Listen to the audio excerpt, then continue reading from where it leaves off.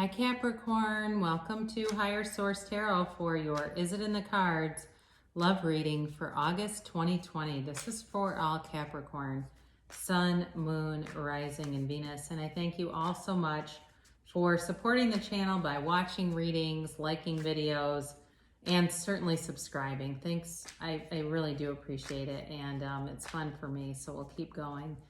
And if you're new here, I'd love to invite you to be part of this beautiful community by subscribing. If you tap the bell, you'll be notified when new videos are posted, but it's generally every Friday. I do a weekly reading, and then on Mondays, I do another type of reading. So this is one example. Later in August, I'll be doing a seasonal reading for the months of September through December, so you can look out for that too, okay guys? Let's get started here. What does Capricorn need to know, please, in love?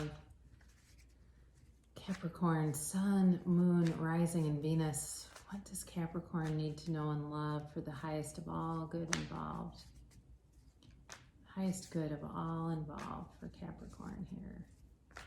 All right. So we'll pull 3 cards for you. 3 cards for the individual you are attracting. 3 cards for the outcome, and then we'll do an oracle card reading where you can ask a timeline and a yes or no, okay? So you've got the Knight of Pentacles, the 2 of Wands, and the Chariot. They have the 4 of Cups, the King of Swords, and the 8 of Cups. Your overall guidance on the outcome is the Fool, the King of Cups, and Temperance. Beautiful. Well, I'm going to tell you it's in the cards. And I did get the phrase fools rush in this, but you know, when the tarot, the Fool is really about the soul, the pure soul, okay? So I wouldn't be too scared off by that. This person's working on themselves though. I feel like they have not been inclined to take any offers. They may have had some, but they are just disinterested. They just are taking a break. Is it in the cards? Yes. With them, they may still be doing some things where they're not really looking. But we'll talk about that. You've got here earth energy, so Taurus, Virgo, Capricorn, fire, Aries, Leo, Sag. You've got water, Pisces, Cancer, and Scorpio. You've got Cancer again on the Chariot, and you've got Sagittarius and Temperance here. So you start off here with you, and you're represented here by the Knight of Cups, the 2 of Wands, and the Chariot. So for some of you too, you may be the ones that haven't been really that focused on attracting love. You may be more focused on money, on some type of a business venture or a side business and growing that and moving forward with it. But you've got victory and success here in the Chariot.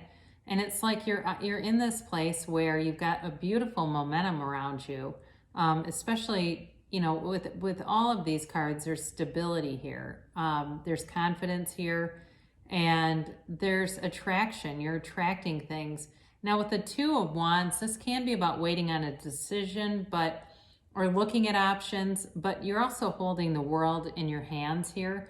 And it's like a card of wanting more. It's like you've attained things in life that have really brought you joy, that really felt like success, but there's more. It's like, well, and that's part of expansion. I mean, that's part of what we do. We're continually in this process of asking.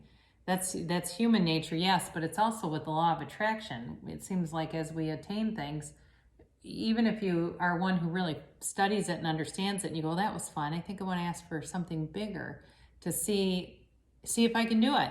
You know, sometimes it almost becomes this game just to see what you can bring in. But either way, in terms of a relationship, you look ready. Now, there's nothing in here that really shows on your half that you've had anything horrible happen to you. You may have just been single for a while because of that was just the season in your life. I don't see a lot of reconciliation cards here.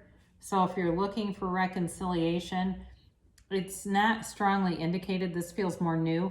The only thing I would say is if it's reconciliation, it would be you hurting them. Like you've done something to them to get them to walk away.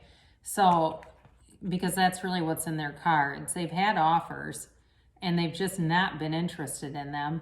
They are not somebody who's out on all the internet dating sites, trying to find people from Bumble to Plenty of Fish. That's not who they are.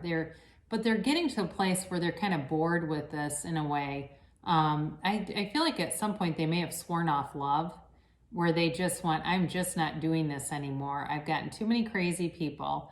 I've gotten too many codependent people that try to bleed me dry and use me. I do feel like they have a past of feeling very used in relationships, and wanting more for themselves. And they are on a good path though with the Eight of Cups. The moon shows up here, and even though it's kind of a dreary card, they're turning their back on something that is stable. It doesn't feel like another relationship. It feels, like I said, like they've been single, they've been doing well in their career, they've been, they may have a house that they live in by themselves and they take care of the house and the house looks good and they're doing yard work and stuff, and that's kind of what they do. I see somebody changing the oil in a lawnmower. So I don't know if this person will be big into, I don't think they're a landscaper. I think it's in their own house. If they're just into taking care of their surroundings, but they want more. They want a relationship. They're getting to that point where they want to make that opening in their life. And like I said, with the King of Swords, I do feel like this is where they may have sworn off love at some point. But it's a very cerebral energy. They've got good communication skills, It's more of if they're interested or not. So I didn't get into this, but I was starting to. With the moon here, even though the card is dreary, the universe is bringing in blessings, okay? The moon always mirrors the sun, and the moon is bringing in enlightenment, awareness of self, and openness. It's opening them back up. The Four of Pentacles is not here, but I do feel like that's kind of their energy. But you got the Four of Cups, so it's kind of similar, where they've been closed off. I don't think they're gonna, and I don't think it's like a matter of they're gonna be so discerning that you go, who cares? I'm not here to work this hard for anybody. It's not that. They just need to meet the right person, and that person certainly looks like it's you. So the good news is it's not like they're gonna have some ex who's constantly in the picture, or creating a situation where their energy is in your energy field. I feel like it's been a while for them, but they're ready. And you have here for the guidance on the outcome, you've got the King of Cups, the Fool, and Temperance. So two major arcana. And what I love about those two is they really are about new beginnings. The Fool, you've got this energy of wanting a fresh, new, clean slate. It's a relationship built on honesty, on integrity, on trust. But there's fun here. It's not all boring seriousness. There's a fun energy around it. And again, the sun appears in this card, and also Temperance. And I mentioned that's the universe bringing you gifts. The sun was placed sun and moon, very intentionally in tarot to tell you that the energy is being brought in for you. So I do feel like this person's going to spill out their emotions to you and really, pour their heart out, let you know how they feel. And it may seem like, it happens kind of quickly, actually. With the King of Cups, they're into self-improvement, and that also goes along with the Eight of Cups. So you may meet somebody that's like very into CrossFit. They're very into biking or running or something like that, and they do a lot of research on it. They do it in kind of a serious way, but there's also improvement in terms of growing their spirituality, meditating, understanding who they are, right? When you know yourself, you know the universe.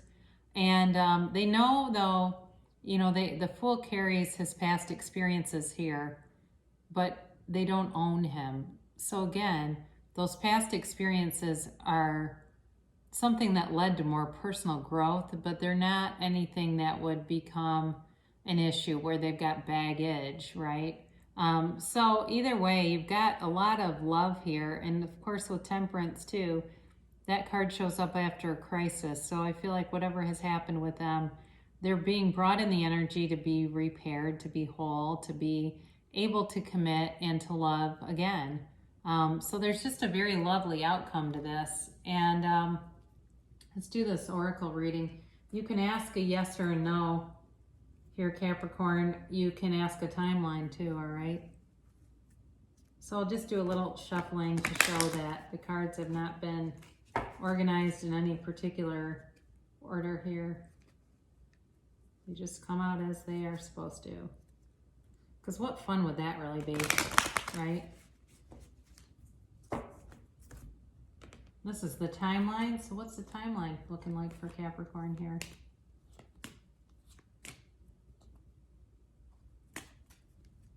And this is the yes or no. Also cards like reconsider and unlikely. Sometimes with those though, they're not completely terrible. They're just telling you some element needs to be looked at. Compromise, okay? So you're coming out of something where you may need to compromise if you've been really focused on money. You are moving forward though with the Chariot here. You may need to compromise a little bit of your time to make room for love, okay? Because the money's here. Peaceful resolution. So again, I mentioned them. They've got some healing going on here, but it feels like there's nothing to worry about. This person is a go-getter. They're willing to look at themselves but you know, it's like they don't just stare. They're not egotistical. They're willing to make changes, to refocus as needed, and to just live a life that's worth living. And then you have listen to your intuition. So if you haven't met anybody, this may be important because your intuition can guide you. It's part of our alignment with Source when we get these little, you know, ideas like I should go there, or, you know, I've never been over here before. And the next thing you know, you're meeting somebody, or maybe you get invited to something you don't feel like going, you go and there they are. So people are brought in all the time. I mean, there's billions of people out there. There's somebody for everybody. Or if you have some other intuition, like you were thinking about, I mentioned online, you're thinking about doing something online, maybe, so now it says not the right time, just as I'm saying online. I think that's important. Now, there may be some part of your, you know, part of how you're going about this that may not be the right time. If there was, for some reason, you were really looking for reconciliation here, it might be telling you too, this is not quite the right time. Doesn't mean it's in 10 years from now. It just means for right now. So I guess I would say with that, there is love here. So I don't think that it's telling you overall there's no relationship happening, but there might be some element of it that as you try to approach it, there might not be quite the right time for some part of it. And that does make sense with choosing a new direction. So this one really strongly indicates there's maybe some part of what you're doing. So if you're one that says, look, I want this completely organically, I don't want to go online, I don't want to try to put myself in new situations, I just want to do my thing and they'll show up. It may require some other direction. So this is telling you it's there, but you've got to figure out a new direction for it to take place. Because again, there's definitely love in the tarot cards here, and in your oracle cards too. So I know that gets a little bit hard because you go, well, now what? I thought I was going in the right direction, but be open. You know, be open to anything and the universe will lead you to where you're supposed to be. So I love you so much, Capricorn. I'll be back later in the week.